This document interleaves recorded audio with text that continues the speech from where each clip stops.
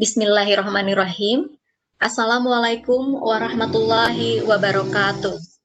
Waalaikumsalam warahmatullahi wabarakatuh. Salam sejahtera untuk kita semua. Yang terhormat Bapak Reza Setiawan MT, Deputi Director Program dari Siameo Kitab in Science. Selamat pagi Bapak. Ibu, Bapak Ibu semua peserta dan koordinator. Ya, yang kami hormati dari Panitia Virtual Koordinator Training Batch 7 dan yang kami hormati Bapak dan Ibu peserta serta Ananda peserta Virtual Koordinator Training Batch 7. Baik, pertama-tama marilah kita panjatkan puji dan syukur kehadirat Allah Subhanahu wa Ta'ala, serta curahkan salawat serta salam kepada Nabi besar Muhammad Sallallahu Alaihi Wasallam, dan semoga kegiatan paparan materi yang pertama dari Siameo Kitab in Science ini bermanfaat, berjalan dengan lancar, berkah untuk peningkatan mutu pendidikan di Indonesia ya. Baik, untuk acara di paparan materi yang pertama ini, kita sudah hadir narasumber dari Siameo Kitab in Science seperti yang saya sebutkan. Beliau adalah Bapak Reza Setiawan MT, yang merupakan Deputi Director Program Siameo Kitab in Science. Baik, untuk tanpa berlama-lama lagi Bapak ya, supaya kita efektif waktunya untuk Bapak, silahkan Bapak. Baik, Assalamualaikum warahmatullahi wabarakatuh.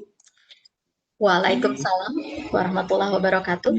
Bapak Ibu semua, para koordinator VCT Batch 7, Bapak Ibu, adik-adik, siswa-siswi, mahasiswa, peserta kegiatan ini. Terima kasih sebelumnya saya ucapkan kepada para penanggung jawab koordinator yang sudah untuk mengundang kami di sini sebagai perwakilan dari Siameo Kitab memberikan materi. Sebenarnya ini materi pengantar ya, materi pengantar dan tidak akan terlalu lama juga. Jadi lebih kurang tentang latar belakang mengapa kegiatan VCT ini sebenarnya penting bagi kita, khususnya para Bapak Ibu. Dan nanti ada beberapa hal yang ingin juga kami informasikan sebagai background pentingnya literasi baru di era digital ini. Jadi untuk share screen dulu ya Bu Dini. Iya, silakan Pak Reza. Oke. Ini sepertinya masih belum bisa saya share. Masih abu-abu. Siapa? Sebentar.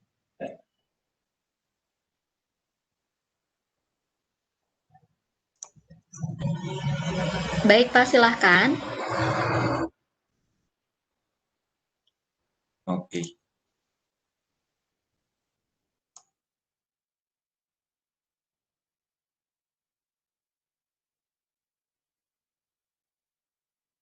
Sudah terlihat untuk PowerPoint saya, Bu Dini? Belum Pak, belum terlihat.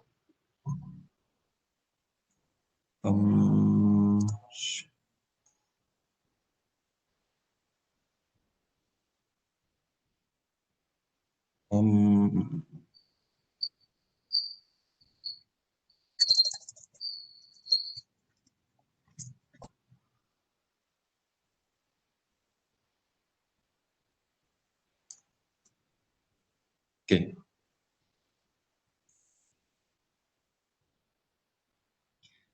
Ya, sudah terlihat Pak. Sudah ya?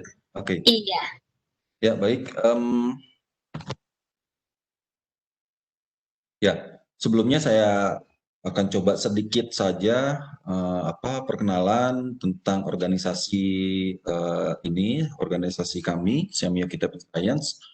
Bapak dan Ibu, mungkin Bapak Ibu guru sebagian besar sudah mengenal ya, tapi mungkin dari adik-adik, siswa-siswi, mahasiswi ada yang masih belum mengenal tentang siapa itu Siameo Kitab in Science, dan ini sekilas akan saya coba perkenalkan dulu. Jadi Kitab in Science itu adalah sebuah organisasi di bawah ini, Siameo, Southeast Asian Minister of Education Association, organisasi Kementerian Pendidikan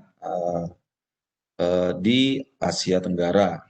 Dan CMIO ini didirikan pada 30 November dengan sekretariatnya berada di Bangkok, Thailand. Dan CMIO ini memiliki negara anggota yang sejumlah 11 negara yang berada di Asia Tenggara, Indonesia, Thailand, Vietnam, Kamboja, Singapura, dan beberapa negara lain yang berada di regional atau di wilayah Tenggara. Itu negara anggotanya. Selain negara-negara yang ada di Asia Tenggara, ada juga yang disebut dengan associate member, yaitu negara yang berada di luar region Asia Tenggara, namun juga turut membantu, mensponsori, mensupport segala aktivitas program-program dari CMIO. Selain negara, ada juga organisasi atau lembaga yang turut mendukung. Nah, kita namakan affiliate members, ada 4.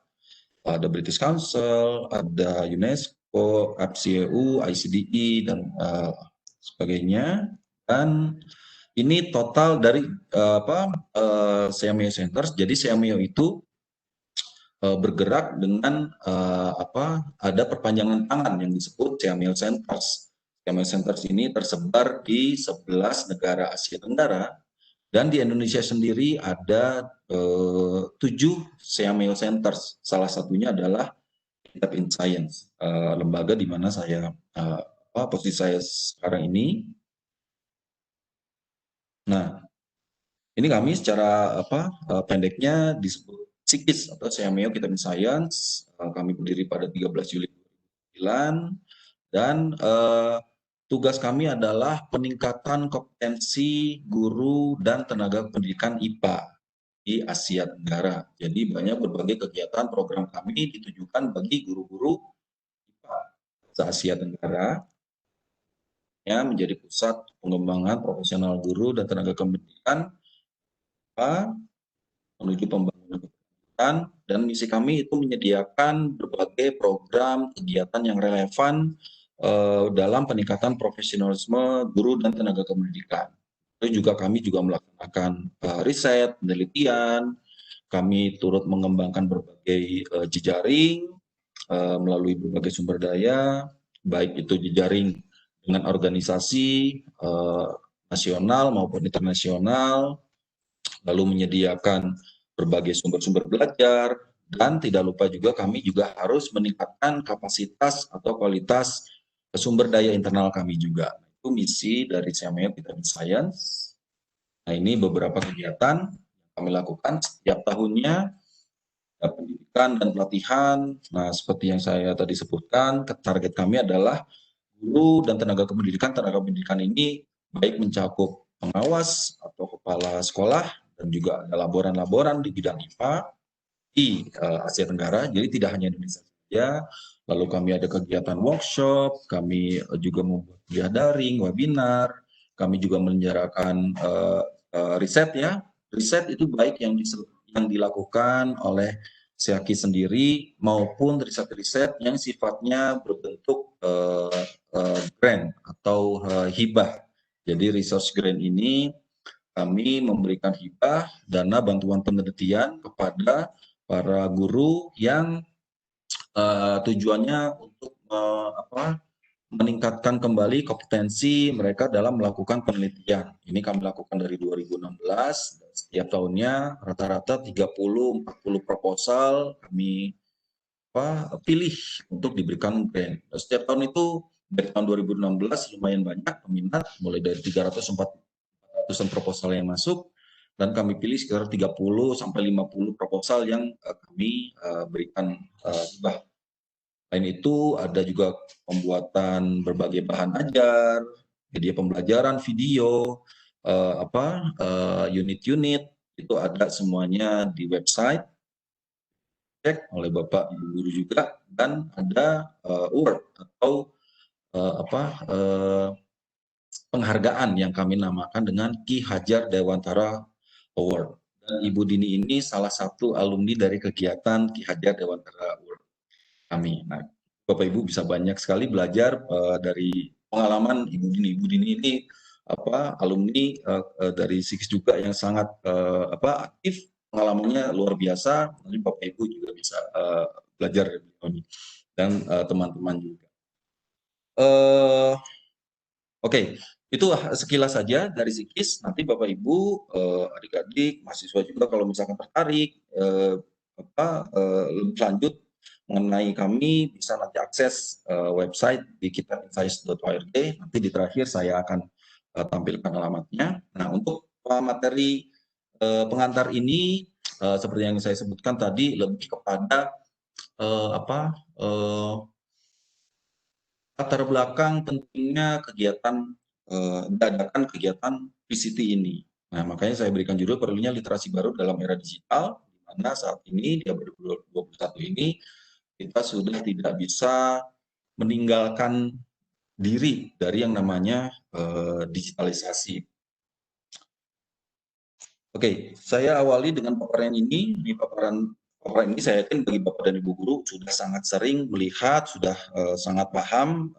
Saya yakin sudah sebagian besar sangat paham. Namun mungkin bagi adik-adik, siswa-siswi, mahasiswa masih mungkin belum terlalu ini ya, belum terlalu ada beberapa yang sudah mengenal, tapi mungkin sebagian besar masih belum terlalu mengenal juga terkait dengan tahap-tahap revolusi industri ini. Jadi di dunia kita ini kita sudah mengalami yang namanya 4 kali revolusi industri atau sebuah perubahan yang sangat signifikan dalam bidang industri. Nah, industri itu apa? Industri itu adalah bagaimana kita memproses, mengolah sumber daya yang kita miliki, baik itu sumber daya alam, manusia, untuk menghasilkan sebuah produksi atau sebuah barang maupun jasa.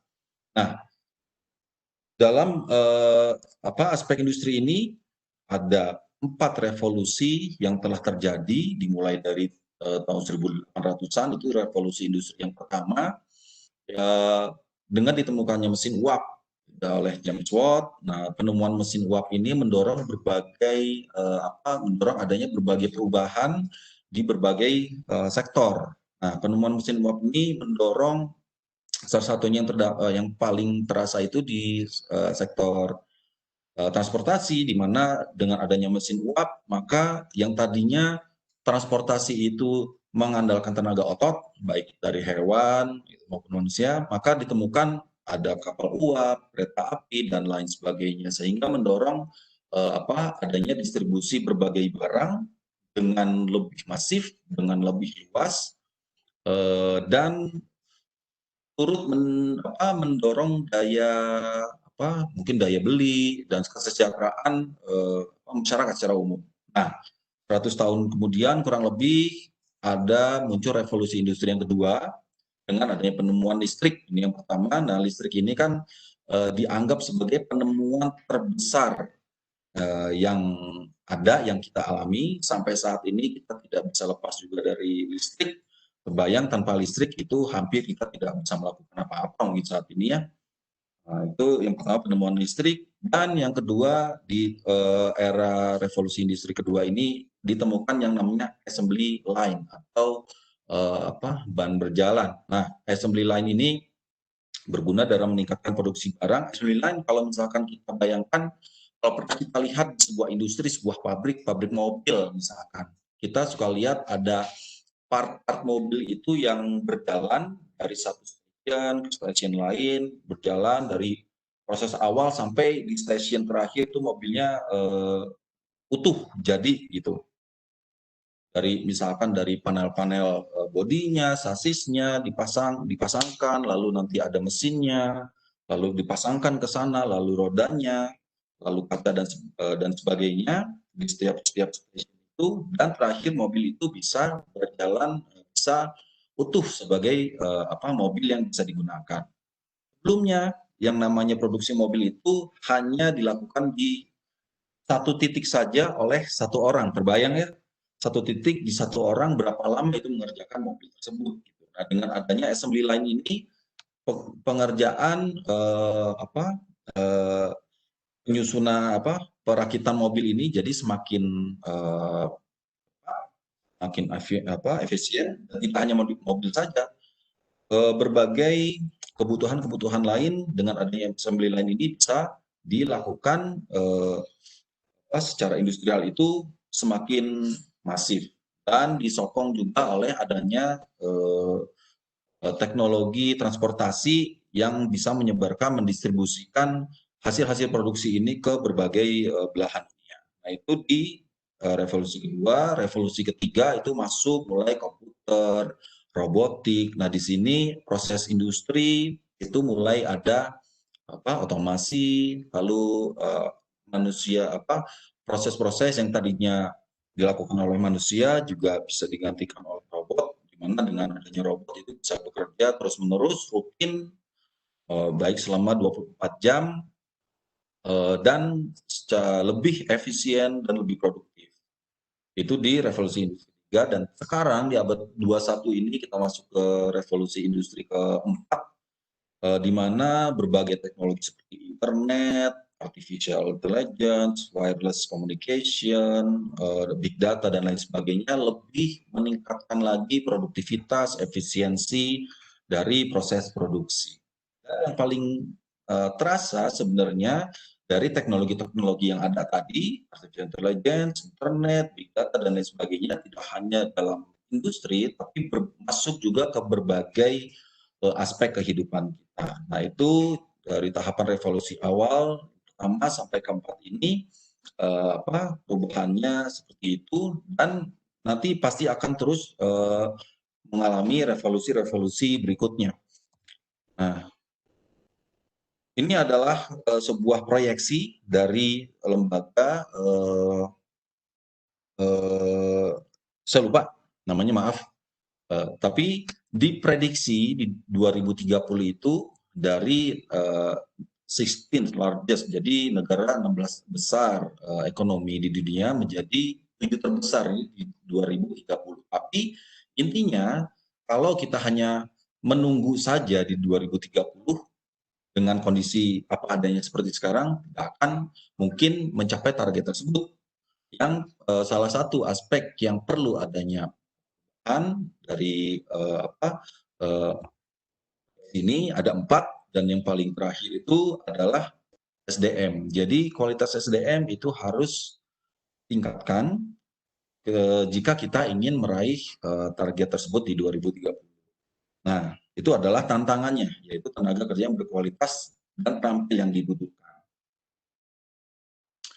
Oke, nah sekarang dari revolusi industri keempat tadi, berbagai macam teknologi sudah ditemukan, dari internet, artificial intelligence, dan lain sebagainya, itu sangat mengubah wajah kegiatan ekonomi dunia, baik pendidikan, di pemerintahan, di jual beli, di transportasi dan sebagainya.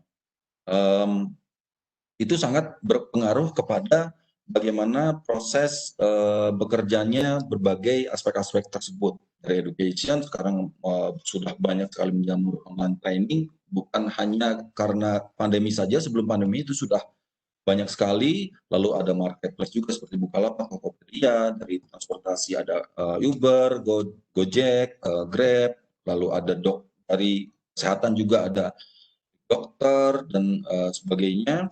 Nah itu adalah dampak yang ditimbulkan dari adanya revolusi industri ini. Dan sekarang gejala-gejala transformasinya sudah sangat tampak, mungkin bukan gejala lagi ya, memang sudah terjadi, misalkan dengan adanya tadinya jualan di toko fisik, sekarang online, dan dari transportasi yang tadinya konvensional online juga. Itu yang paling kita rasakan dan yang dengan adanya perubahan tersebut dari disrupsi teknologi. Jadi disrupsi teknologi itu ada perubahan teknologi yang sangat cepat dan menyebabkan dampak yang sangat luar biasa. Itu kita namakan dengan disrupsi. Jadi dampaknya misalkan untuk Gojek. Nah, Gojek itu dimulai tahun 2013, 14, di tahun 2000 2014-an itu ada 600-an ketika mereka mulai drivernya itu. Nah, 1 tahun kemudian langsung melonjak jadi 250.000 jumlah driver. Nah, ini menyebabkan social impact atau dampak sosial yang positif kalau di sini ya. Jadi banyak orang-orang yang kesejahteraannya meningkat, lalu pendapatannya meningkat, pendapatan UMKM itu baik dari GoFood dan lain-lain itu juga meningkat, itu dari hasil riset. Dan yang cukup signifikan di sini mereka berkontribusi dalam pengurangan angka pengangguran dari 6,18% menjadi turun menjadi 5,61. Lumayan, 0,5% itu dari total angka itu sangat signifikan sekali. Ya, ini sumbernya dari BPS dan Kominfo ya. Lalu ada juga marketplace seperti Tokopedia. Nah, di sini banyak sekali UMKM yang terbantu dengan adanya Tokopedia ini untuk meningkatkan penjualan mereka. Lalu dari ini satu lagi contoh dari Rego Pantas. Nah, Rego Pantas ini yang menghubungkan dari petani langsung ke user. Jadi di sini memotong adanya rantai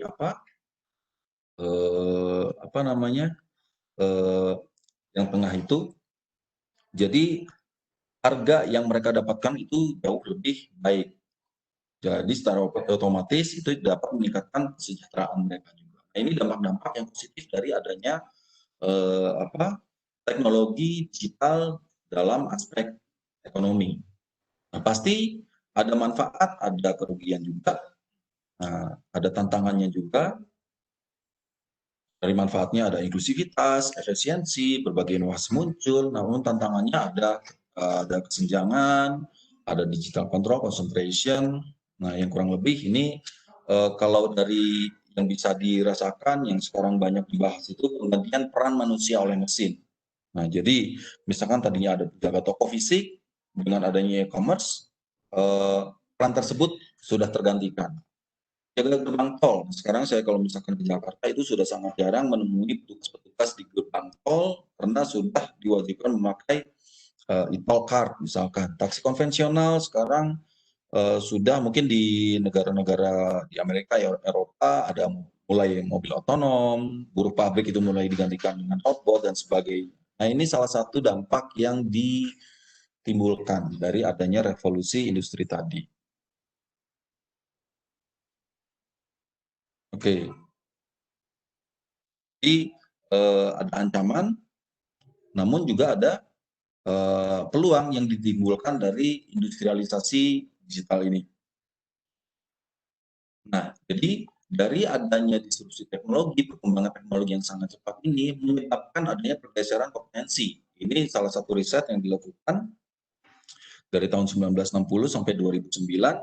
Nah, di mana yang tadinya yang zaman dulu itu masih banyak pekerjaan-pekerjaan yang hanya bisa mengandalkan kemampuan literasi, misalkan hanya membaca, tulis, hitung saja sudah bisa bekerja pada zaman dulu. Nah, sekarang itu sudah cukup lagi.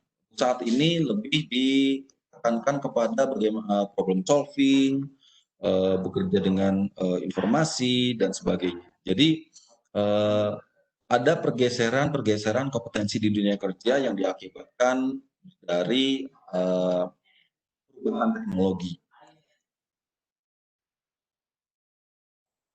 Oke. Nah, ini misalkan untuk di negara yang berkembang dan di negara maju itu pekerjaan-pekerjaan yang tersedia sudah lebih ke arah yang pekerjaan sifatnya kreatif. Nah, kalau di negara-negara berkembang ini masih yang pekerjaan-pekerjaan yang sifatnya hanya rutin saja, masih kurang mengandalkan kemampuan berpikir secara kreatif, secara kritis. Namun hal tersebut sangat rentan ya, di mana pekerjaan-pekerjaan sifatnya rutin tersebut bisa digantikan oleh mesin. Nah, hal-hal ini yang perlu kita waspadai juga dengan adanya perkembangan teknologi. Nah, jadi permintaan skill di industri di masa depan itu saat ini didominasi kepada 5 skill ini. Ada kognitif, system skill, complex problem solving, content skills, dan process skill yang ya secara singkatnya tidak hanya kita istilahnya kita mengetahui sesuatu saja, namun saat ini sudah lebih kepada bagaimana kita bisa menyelesaikan suatu permasalahan atau problem solving. Kita harus lebih kreatif, lebih inovatif, karena kalau hanya tahu saja, sekarang Google sudah lebih tahu dari siapapun. Jadi hal tersebut sudah tidak bisa diandalkan lagi.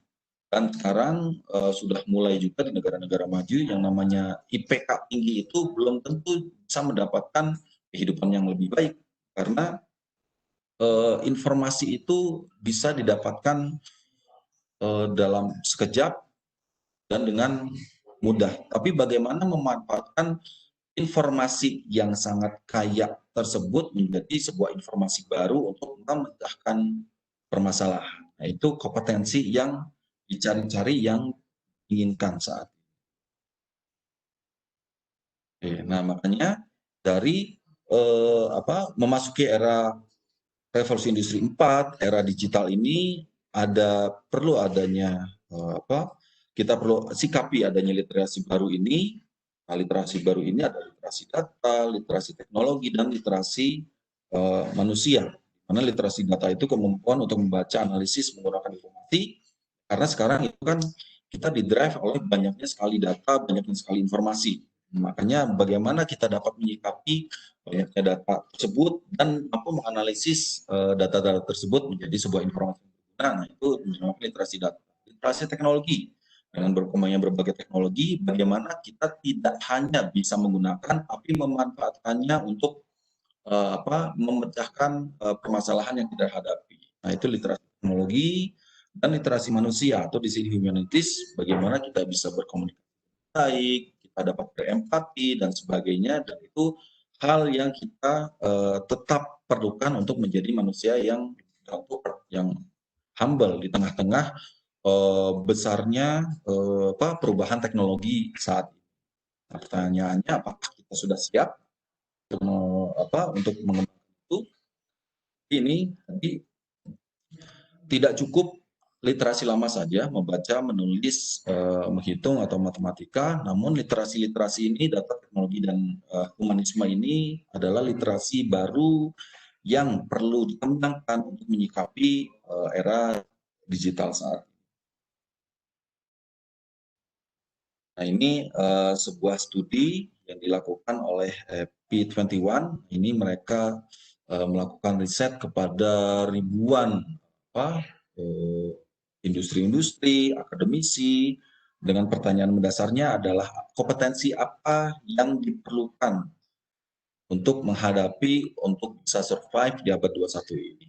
Dan kalau secara singkatnya ada 4C kompetensi yang diperlukan: creative thinking, berpikir kreatif; critical thinking, berpikir kritis; communication, komunikasi; dan collaboration atau berkolaborasi. Dan ini adalah minimal 4 kompetensi yang harus dikembangkan untuk menghadapi menghadapi abad 21 ini. Dan bagi Bapak dan Ibu guru, pasti ini sudah sering sekali mendengar kompetensi 4C ini, dan bagaimana melatihkan 4C ini, mengintegrasikan 4C ini ke dalam pembelajaran.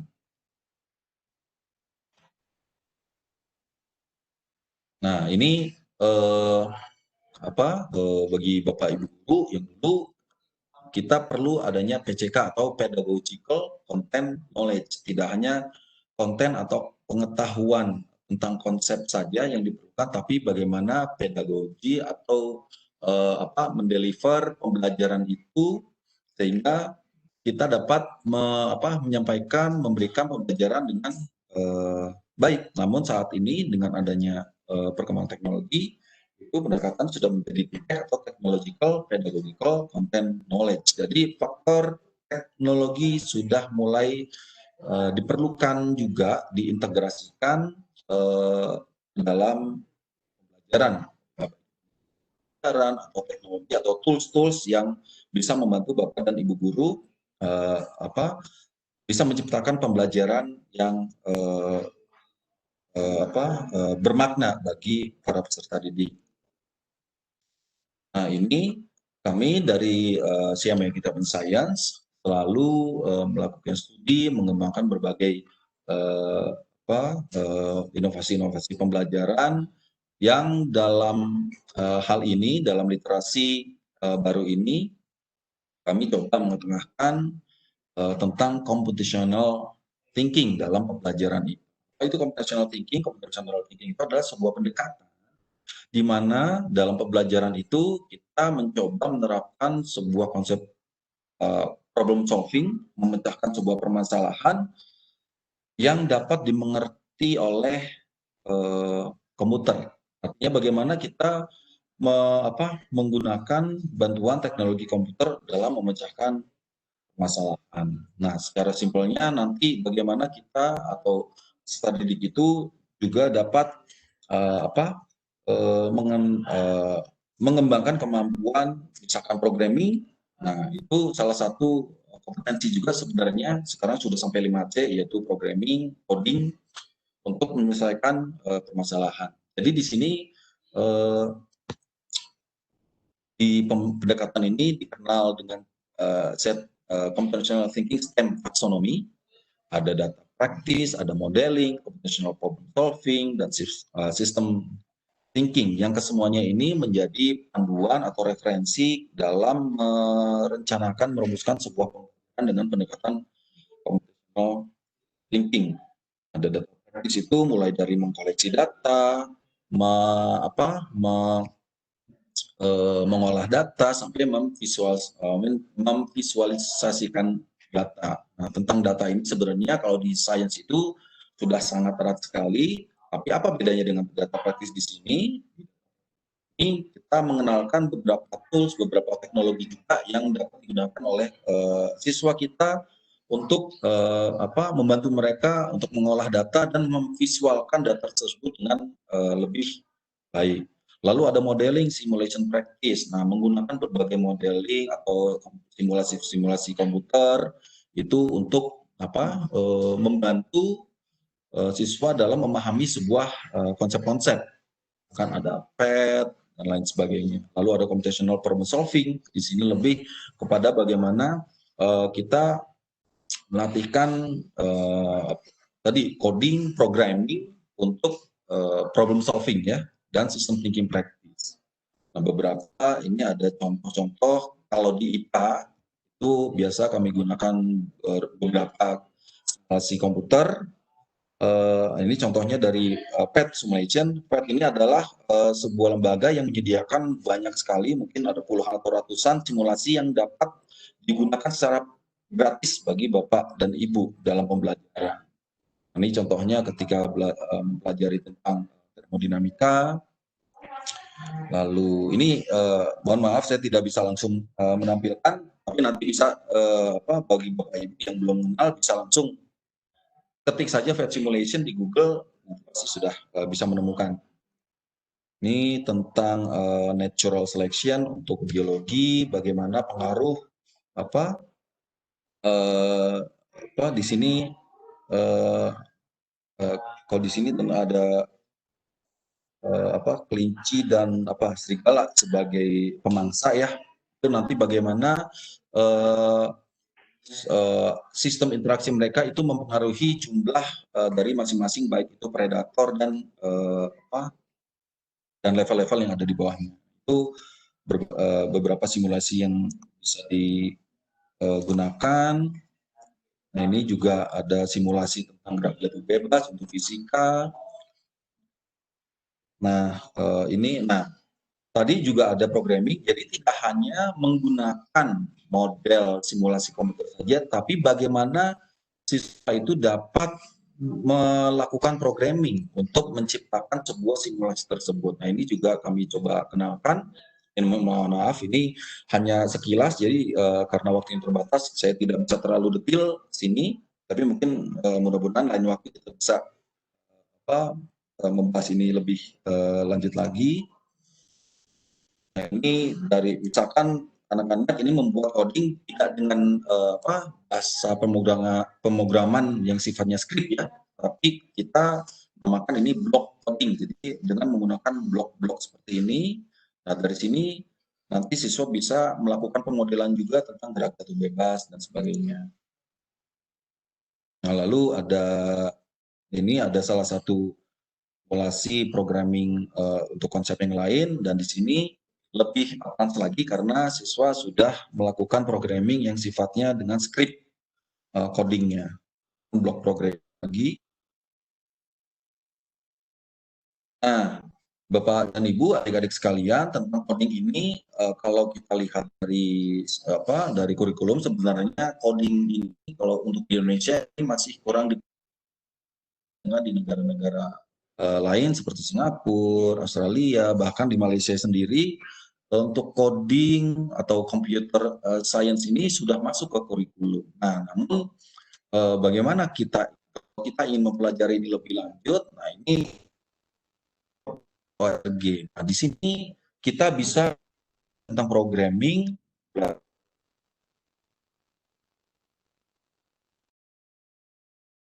kita belajar tentang algoritma, tentang pemrograman, tentang coding, menggunakan block programming, tidak dengan script, namun dengan block programming nanti bisa dicoba ke code.org. Nah, itu baik itu dari level SD sampai level SMA itu sudah diberikan kurikulumnya yang sesuai. Sangat menyenangkan. Oke, dan ini contoh pembelajaran yang yang dilakukan terkait dengan computational thinking. Nah, ini salah satu hasil dari riset sebenarnya. Ini satu SMA di Bandung, di mana peserta didik itu alat yang dinamakan stick, yaitu tongkat yang biasa digunakan bagi para tunanetra, namun diberikan teknologi sana sensor-sensor dan sebagainya. Nah, jadi kurang lebih nanti hasilnya seperti ini. Nah, ini pembelajaran yang dilakukan di materi fisika di SMA. Nah, di sini siswa itu sebelumnya tidak tahu sama sekali tentang coding, tentang pemrograman, tapi bagaimana kita mencoba menciptakan pembelajaran itu dengan mengintegrasikan berbagai macam teknologi-teknologi tadi. Nah, ini salah satu implementasi dari pembelajaran computational thinking yang coba kami kembangkan. Oke, baik, ini terakhir. Jadi perubahan yang semakin cepat atau disrupsi teknologi ini menyebabkan adanya pergeseran kompetensi. Dari kompetensi yang tadinya hanya literasi yang cukup calistung saja sudah bisa bekerja, saat ini itu sudah tidak memungkinkan sama sekali. Jadi ada literasi baru yang diperlukan, ada literasi data, literasi teknologi, dan juga tidak melupakan literasi humanis. Nah, untuk menyikapi ini maka perlu adanya upaya menumbuhkan literasi ini melalui pembelajaran sains tadi, salah satunya melalui computational thinking, STEM itu salah satu inovasi yang dapat untuk menumbuhkan literasi-literasi baru ini. Oke, baik, itu slide terakhir dari saya. Mudah-mudahan dalam waktu ini karena saya agak berusaha cepat ya, jadi ya mudah-mudahan masih bisa ditangkap, namun insya Allah nanti di lain waktu kita akan bisa mendiskusikan ini secara lebih lanjut lagi, Pak Ibu yang tertarik. Baik, terima kasih Bapak dan Ibu, adik-adik, siswa-siswi, mahasiswa-mahasiswi semua, peserta. Wassalamualaikum warahmatullahi wabarakatuh. Saya berikan kembali waktunya kepada Ibu Dini. Iya, baik. Terima kasih Pak Reza Setiawan dari Siameo Kitab in Science. Pak, luar biasa, sourceful banget gitu ya program-programnya dari Sikis ini. Saya yakin pasti ke depannya kita betul-betul tidak mubazir banget untuk mendengarkan tadi paparan materi dari Bapak, karena begitu banyak hal-hal yang bermanfaat. Juga Bapak tadi sebetulnya sedikit ngasih bocoran ya program-program di Sikis itu apa saja gitu, sedikit. Jadi insya Allah nanti Bapak dan Ibu, guru maupun adik-adik Ananda yang ada di room ini bisa mengikuti atau berpartisipasi dalam program CMYOK Tap in Science ini mantap luar biasa ya, karena saya juga salah satu alumni dan salah satu penggemar CMYOK Tap in Science gitu. Oh Kebetulan iya. saya mengajar IPA. Oke, Bapak masih ada waktu kah untuk Q&A atau bagaimana, Pak? Mungkin 2-3 menit boleh Bu? Oke, Ya. siap kalau gitu, kita akan buka sesi Q&A atau, question and answer. Silahkan kepada Bapak dan Ibu yang memang ingin bertanya kepada Pak Reza, mumpung ada, dibuka ya untuk, sesi Q&A, silahkan. Oke, ada Eko Prasetyo ya, kita buka dulu. Oke, ini Pak Eko atau Ananda Eko? Pak Eko, Pak Eko saja, Bu. Baik, silahkan Bapak. Tadi dijelaskan oleh Pak Resi ya tentang computer thinking ya dan pendekatan secara STEAM ya. Itu Ya, sebenarnya Pak. juga ini bagus ya di era sekarang ya digitalisasi dan memang kebetulan juga di pandemi ya semua guru atau siswa ya semua tenaga pendidik harus memahaminya. Tapi memang kenyataannya di sekolah saya saja ya, sekolah saya masih banyak siswa-siswa yang memang nggak memahami tentang hal itu dari mulai pembelajaran jarak jauh atau memang eh, tentang computer thinking dan sebagainya seperti itu. Kira-kira apa eh, lakukan gitu? Apakah dari tadi usaha bapak itu apa ya tadi seakis itu ya ada khusus apa kita bisa belajar di situ Hmm. atau gimana, Pak? Seperti itu, Pak. Terima kasih. Oke. Saya langsung Bu Dini.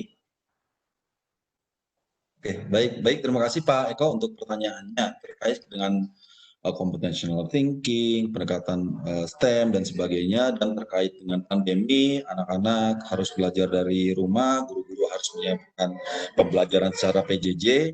Nah, yang pastinya ya karena situasi seperti ini menyebabkan kita harus secara cepat juga beradaptasi ya Pak ya, dan terkait teknologi juga pasti ada ada kendala-kendala juga yang ditemui. Namun memang yang harus kita lakukan yang pertama ya kita harus bisa mewakili melihat kira-kira kendala kita apa saja. Namun kendala itu juga bisa kita antisipasi dengan ya mungkin sharing dengan lain atau membaca berbagai sumber referensi tentang tools-tools apa yang bisa membantu kita dalam mengatasi kendala tersebut. Nah, terkait dengan PJJ di Sikis juga kami juga ada ya ini salah satu pelatihan khusus yang saat ini lumayan ya sebenarnya peminatnya juga lumayan banyak dan kami cukup ini juga lumayan terkuras ini dari segi sumber daya tentang bagaimana melatihkan pembelajaran IPA itu menggunakan tools pembelajaran jarak jauh misalkan tools yang sederhana saja sebenarnya Pak. Classroom, Google Form, dengan Google Meet, dan bagaimana membuat alur pembelajaran yang sesuai dengan menggunakan tools tersebut. Nah, itu salah satu pelatihan yang kami adakan. Nanti mungkin di kesempatan lain juga Bapak bisa ikut bergabung juga tentang computational thinking, juga ini salah satu upaya kami untuk bagaimana meningkatkan, untuk melatihkan literasi teknologi, literasi data kepada anak-anak. Nah, seperti yang saya sebelumnya bahwa sebenarnya kita sepertinya belum terakomodasi tentang ini, padahal secara risetnya ini merupakan salah satu literasi yang penting juga di selain membaca, menulis, menghitung tadi, ini merupakan salah satu kompetensi yang akan diperlukan bagi anak-anak kita ya di masa depan tentang coding, tentang programming ini.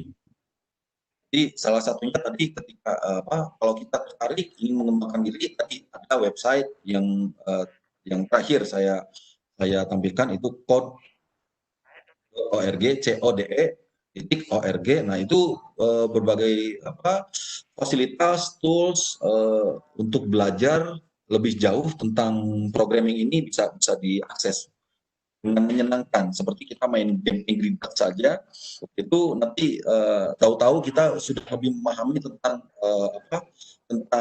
konsep coding itu seperti apa. Mungkin itu sementara, Pak. Oke, baik. Terima kasih Pak Reza atas jawabannya. Mudah-mudahan tadi clear ya, Pak. Baik, begini Pak Reza, tadi satu untuk pertanyaan langsung biar adil Pak, nggak ini ketimpangan begitu. Ya. Ini ada pertanyaan yang di chat ya Pak ya. Kita bacakan satu pertanyaan untuk Pak Reza. Banyak sekali siswa yang malas dan tidak mempelajari computer thinking karena sulit untuk dipelajari dan dipahami. Nah, kira-kira nih apa penyebab hal ini terjadi? Bagaimana solusinya Pak agar computer thinking ini disukai oleh banyak siswa di Indonesia? Terima kasih. Oke, baik. Terima kasih. Ini dari Pak Sauhan ya.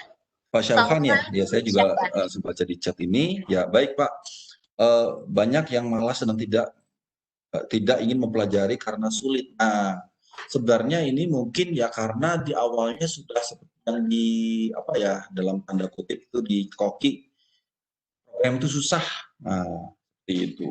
Nah, itu yang penyebab utamanya menurut saya ya. Jadi mungkin dengan informasi yang salah atau memberikan pemahamannya yang tepat, maka mereka menganggap bahwa programming, coding itu susah. Nah, namun tadi ada sekali lagi tadi saya informasikan tentang salah satu web yang sangat menarik, code.org itu. Code.org itu sebuah inisiasi dari berbagai organisasi, berbagai perusahaan-perusahaan digital dunia seperti Google, Microsoft, Facebook, itu mereka bergabung membuat suatu inisiatif bagaimana mengajarkan coding itu menarik bagi anak mulai dari TK sampai SMA sampai mahasiswa. Nah, mereka membuat kurikulum di code.org itu menjadi semenarik mungkin, seperti mereka memainkan game. Nah, itu kalau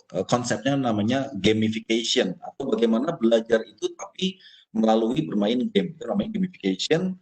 Nah, itu sangat-sangat menarik dan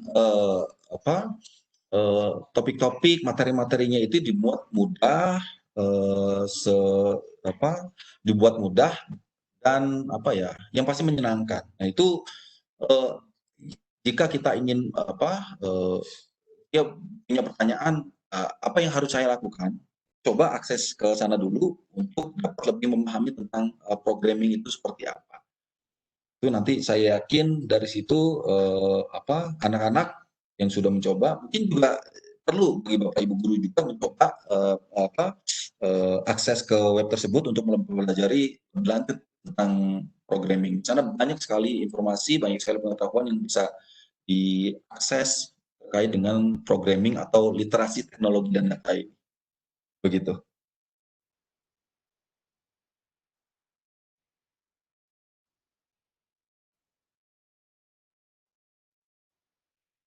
Ya, baik.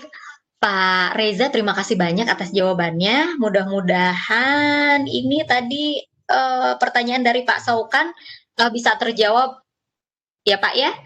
Oke, karena tadi Pak Reza sudah memberikan kira-kira short atau yang fast way bagaimana caranya mempelajari yang computational thinking itu. Ternyata kita masuk aja ke web yang tadi disebutkan oleh Pak Reza, dan saya yakin pasti itu menarik sekali ya Pak ya.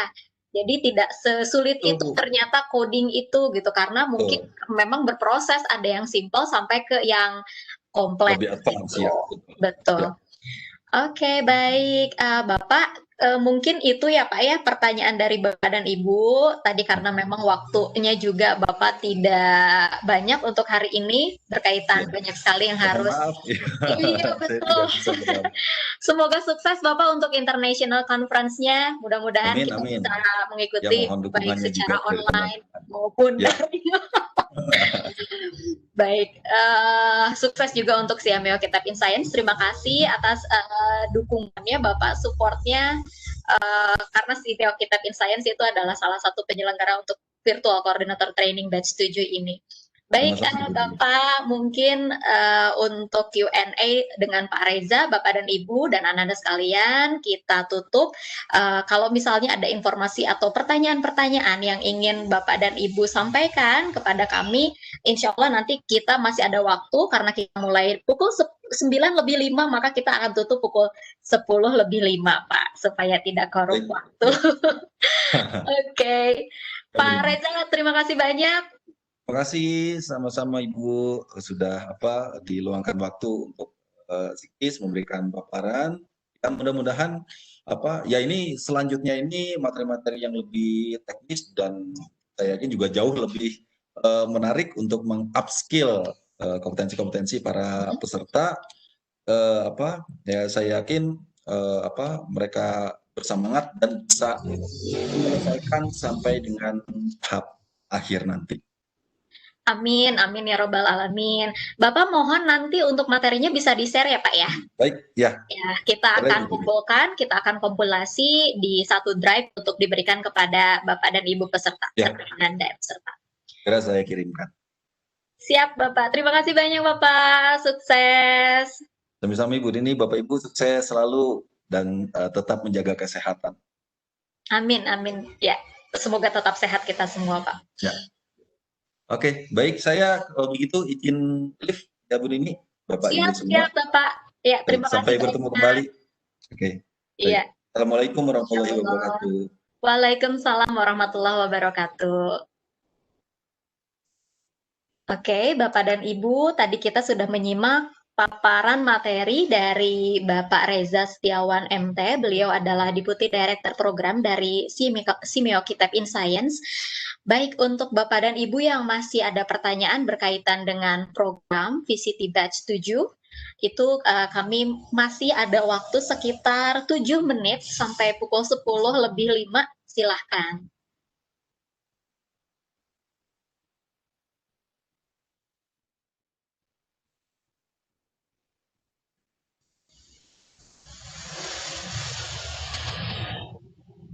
Oke, ini ada pertanyaan dari Ibu Sukma Eti. Apakah computational thinking ini sama dengan algoritma? Sebetulnya kalau saya boleh sedikit sharing Ibu, untuk computational thinking ini bukan berarti algoritma, tetapi dalam computational thinking ini kita bisa memakai algoritma gitu. Computational thinking itu sebetulnya seperti yang tadi disampaikan oleh Pak Reza, lebih ke pendekatan di mana bagaimana kita sebagai human being, sebagai manusia bisa solve problem, bisa menyelesaikan masalah dengan cara berpikirnya komputer begitu. Jadi solusi yang kita ajukan ini bisa dilaksanakan oleh komputer, begitu kira-kira. Itu computational thinking. Dan dalam pelaksanaannya bisa jadi kita memakai algoritma, bisa jadi kita memakai coding dan lain sebagainya. Tapi yang tadi perlu digarisbawahi bahwa coding itu bermacam-macam dan bervariasi. Jadi mungkin ada yang tingkatannya simple, seperti kalau kita belajar game education itu ada satu aplikasi yang simple gitu ya. Itu saya pernah mempelajari, saya lupa aplikasinya apa, nanti mungkin ada di kesempatan lain kita akan share. Tapi juga ada memang yang kompleks gitu, yang full coding seperti itu. Jadi computational thinking itu adalah bagaimana kita berpikir ala komputer yang fungsinya adalah untuk problem solving, untuk memecahkan masalah dalam kehidupan sehari-hari, begitu. Oke, mudah-mudahan walaupun tidak ada Pak Reza cukup bisa menjawab. Baik, kita akan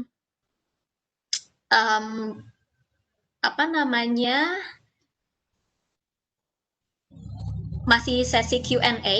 Kita akan meneruskan untuk sesi Q&A. Bapak dan Ibu, masih ada 5 menit lagi. Barangkali ada yang mau bertanya mengenai program, kami persilahkan. Ya, sama-sama Bu Etik. Mungkin saya sedikit share untuk kemarin Bapak dan Ibu yang belum mengikuti acara grand opening atau pembukaan VCT Batch 7. Oke.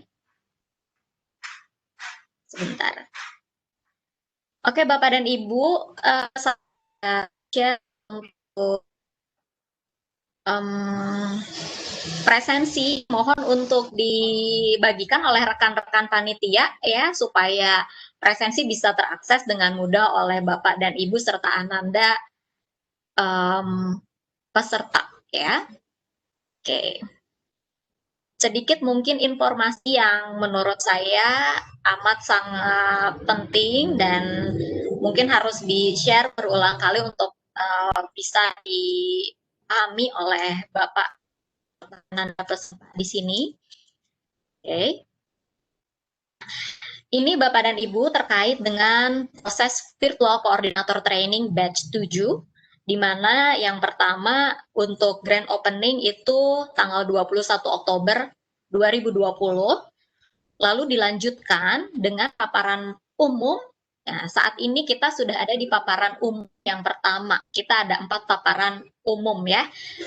Nanti siang atau nanti sore itu tergantung jadwal, tergantung di grup mana Bapak dan Ibu, itu kita akan melaksanakan paparan umum yang kedua. Nanti untuk informasi saya akan share lagi mengingatkan, tapi sebetulnya info program yang sudah lengkap sudah kami share juga di tiap grup dari hari kemarin ya. Nah, setelah paparan umum yang akan kita laksanakan selama 3 hari dari tanggal 22 sampai 24 Oktober 2020, kita akan masuk ke praktek umum. Jadi praktek umum itu adalah Bapak dan Ibu serta Ananda diberikan kesempatan untuk bisa mempraktekkan skill yang telah dibagikan pada saat paparan umum. Ini 2 hari, tanggal 25 sampai 26 Oktober 2020 didampingi oleh Bapak dan Ibu rekan instruktur hebat ya. Seperti itu. Lalu setelah ada praktek umum, nah lalu dilanjutkan dengan masa penugasan ya. Ini masa penugasannya cukup panjang, waktunya fleksibel. Jadi harus kalau bisa diusahakan lulus ya, insya Allah supaya mendapatkan sertifikat, supaya dapat juga ilmu dan pengalamannya, skill set visi ya. Oke, di sini masa penugasan selama 3 minggu dari tanggal 27 Oktober sampai 15 November 2020 ya. Oke, selanjutnya terima kasih Bu Ida sudah share untuk presensi. Nah, ini skill set virtual coordinator training. Kalau misalnya dari tadi kami menyampaikan skill set visi ya. Skill set visi itu apa aja sih? Skill set virtual coordinator training itu adalah satu set skill mengenai virtual koordinator. Dan ini kalau misalnya untuk virtual coordinator training batch 7 ada 6 skill set. Yang pertama adalah materi dari Simeoki Tepinsayan yang tadi sudah disampaikan oleh Bapak Reza Setiawan. Lalu selanjutnya adalah skill set yang kedua, teknik menjadi presenter, moderator, dan host melalui daring.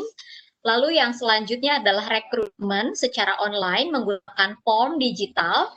Nah, ini yang rekrutmen secara online ini kita akan pelajari nanti siang atau sore ya, tergantung jadwal Bapak dan Ibu di tiap grup karena berbeda-beda. Nah, untuk rekrutmen secara online ini gimana caranya nanti Bapak dan Ibu serta Ananda bisa membuat atau merekrut ya para peserta yang nanti mungkin Bapak dan Ibu menjadi event organizer secara virtual begitu. Lalu selanjutnya di sini ada kreasi, narasi, promosi, dan digital flyer. Biasanya kita memakai Canva. Kenapa Canva? Karena Canva itu aplikasi yang tidak berbayar, open source ya, jadi tidak perlu tidak perlu membayar untuk aplikasinya gitu, bisa open access di internet ya. Lalu selanjutnya pembuatan dan pengelolaan video conference room. Nah, Bapak dan Ibu nanti akan kami sampaikan informasi bagaimana caranya membuat Vicon pasti banyak yang sudah bisa saya yakin gitu, tapi ini hanya untuk reinforcement. Jadi dengan menggunakan Webex, dengan menggunakan Google Meet, dan dengan menggunakan Zoom ya, jadi komplit informasinya. Nah, selain itu yang terakhir adalah di sini kemampuan mengupload video hasil recording ke YouTube. Jadi nanti selain merecord, Bapak dan Ibu juga akan skillful untuk bisa mengupload video Bapak dan Ibu ke YouTube gitu. Jadi kita semua bisa jadi YouTuber ya. Dan ini saya balik lagi untuk teknik menjadi presenter, moderator, dan host melalui daring. Seperti apa yang saya lakukan saat ini, saya sedang menjadi moderator dan host melalui daring begitu. Nah, ini adalah skill bagaimana menjadi event organizer secara virtual. Oke, ini adalah skill set. Selanjutnya, oke, kita masuk ke syarat kelulusan peserta. Syarat kelulusan peserta ini dilihat dari presensi dan dilihat dari submission penugasan. Nah, untuk presensi ada 8 kali presensi, jadi harus aware. Nah, ada 2 kali paparan materi. Kalau Bapak dan Ibu, ini ada 4 ya paparan materi. Bapak dan Ibu bisa akses informasinya di grup WhatsApp-nya masing-masing. Kemarin sore saya sudah share 4 paparan materi yang akan kami cek itu hanya 2 paparan materi gitu. Jadi kalau Bapak dan Ibu ikut 4-4-nya it's okay. Ikut 3 it's okay. Ikut 2 it's okay gitu. Tapi kalau misalnya ikut 1, nah itu ada kemungkinan tidak lulus. Kenapa seperti ini? Karena supaya tidak membebani Bapak dan Ibu. Jadi ilmu bisa diperoleh lewat menonton YouTube tanpa mengikuti gitu. Tetapi syaratnya memang dari 4 kali paparan materi, 2 kali Bapak dan Ibu mengisi presensi. Oke. Selanjutnya adalah 2 presensi menjadi presenter pada saat penugasan, 2 kali presensi sebagai moderator pada saat bertugas sebagai moderator, dan 2 kali presensi sebagai host pada saat bertugas menjadi host nanti ya. Itu kira-kira. Lalu ini berarti 8 kali total, dan selanjutnya adalah syarat kelulusan dari submit penugasan. Nah, penugasan itu apa aja? Penugasan itu ada beberapa. Oke. Ini Bapak dan Ibu bisa dicek. Yang pertama adalah 2 link YouTube ya sebagai tagihan dari penugasan Bapak dan Ibu atau Ananda sebagai presenter sebanyak 2 kali. Jadi pada saat bertugas sebagai presenter seperti Pak Reza tadi, gitu ya, Pak pemateri misalnya, Bapak dan Ibu serta Ananda merecord, lalu nanti mengupload ke YouTube. Nah, setelah itu nanti link YouTube-nya akan disubmit, ya, tapi tidak memakai shorten link, tidak pakai bit.ly, tidak pakai gg.gg, tidak memakai s.id, dan lain sebagainya. Lalu, satu flyer digital, mohon maaf, satu flyer digital ini sebagai tagihan kepada Bapak, Ibu, serta Ananda untuk penugasan sebagai moderator. Jadi pada saat Bapak dan Ibu nanti bertugas sebagai moderator, Bapak dan Ibu juga harus melampirkan flyer digital begitu. Jadi pada saat sebagai moderator, Bapak dan Ibu berarti harus membuat flyer digital. Yang sudah kami sharing misalnya mengenai virtual koordinator training batch 7 itu kami membuat flyer ya, seperti itu. Lalu yang selanjutnya adalah 1 data presensi. Nah, pada saat Bapak dan Ibu nanti menjadi host, Bapak dan Ibu juga dituntut tagihan untuk membuat 1 data presensi, baik dalam bentuk PDF maupun dalam bentuk Excel, ya. Dan selanjutnya adalah 1 QR code dari meeting link. Nah, ini untuk tagihan bagi Bapak, Ibu, maupun Ananda untuk penugasan sebagai pengelola room, ya. Gitu. Jadi meeting link-nya itu didapat dari apa? Boleh dari pada saat nanti buka Webex, boleh pakai Google Meet, boleh pakai Zoom gitu, boleh. Nanti dibuat QR code-nya akan disampaikan nanti oleh pemapar materi sumber, lalu nanti di-upload juga untuk submission penugasan. Yang terakhir adalah 5 screenshot Dibuat kolase sebagai tagihan untuk penugasan dan mendiseminasi skill set visi. Satu aja, nggak perlu banyak-banyak. Jadi dari 3 paparan materi atau dari 4 paparan materi cukup dipilih satu. Mau itu gimana caranya kita menjadi presenter, host dan moderator boleh. Gimana caranya kita membuat atau mengelola video conference boleh. Gimana caranya kita misalnya mengupload video ke YouTube dan merecord dan mengupload video ke YouTube itu juga boleh. Jadi bebas. Hanya satu skill set saja dibagikan kepada para peserta di luar peserta VCT ini begitu. Jadi multiplier effect-nya akan bergaung gitu. VCT batch 7 walaupun hanya diikuti oleh kurang dari 1.000 orang, tetapi juga dampaknya bisa lebih luas begitu ya. Oke, itu kira-kira mungkin dari saya sudah 10 pukul 11, ini malah ini kelebihan waktunya ya. Pak Teteng absennya mana ini? Sudah di-share ya, Pak Teteng. Pak Teteng coba dicek. Saya akan share lagi. Pak Teteng coba ini dicek Pak Teteng dilihat di panelis itu ada pop-up warna merah ya, baik saya maupun Bu Ida serta rekan-rekan panelis yang lain yang berkenan untuk share paparan materi 1, silahkan diisi, jangan sampai terlewat untuk tidak mengisi presensi, oke? Kami akan tunggu. Dan selanjutnya yang terakhir adalah Bapak dan Ibu mohon izin untuk kita ada refleksi.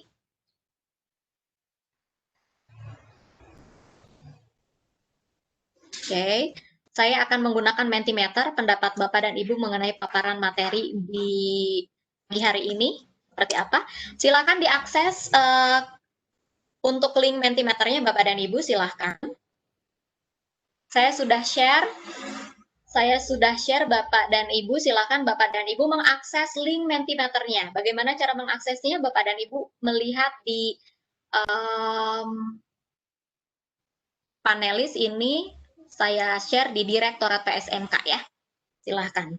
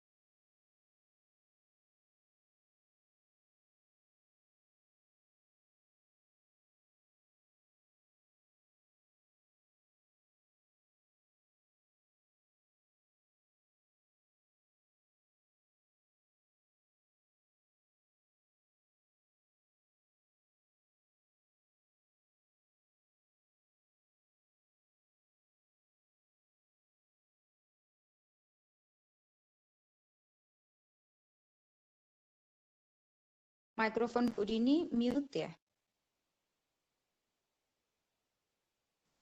Oh, di mute.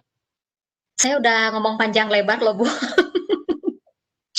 Oke, saya ulangi lagi. Kalau gitu, untuk Bapak dan Ibu yang ada di grup 1, nanti mohon untuk paralel meeting ya dengan Bapak Hendra dari pukul 10.30 sampai 12.30 untuk hari ini ya. Lalu untuk Bapak dan Ibu di grup 3 itu nanti akan share kembali informasinya. Tapi Bapak dan Ibu bisa mengakses informasi yang sudah saya share kemarin ya di program, info program dan info juga begitu. Pukul 10.30 sampai 12.30 di room yang lain dengan Bapak Bayu Agung Hanggana, begitu. Oke. Bapak dan Ibu, room ini tidak akan kami tutup, tapi saya mohon izin untuk bisa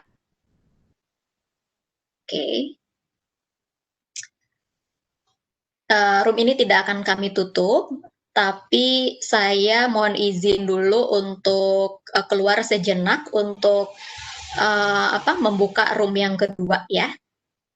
Oke.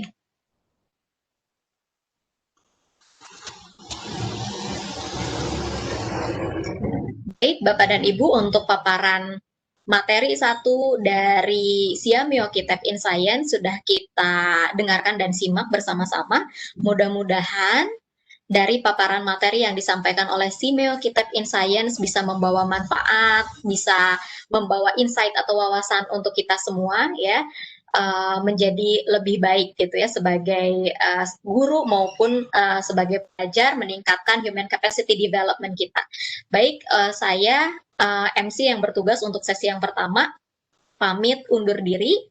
Sebelum kita tutup, mari kita baca hamdalah bersama-sama. Alhamdulillahirabbil alamin.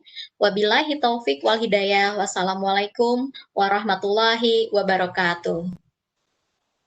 Warahmatullahi wabarakatuh.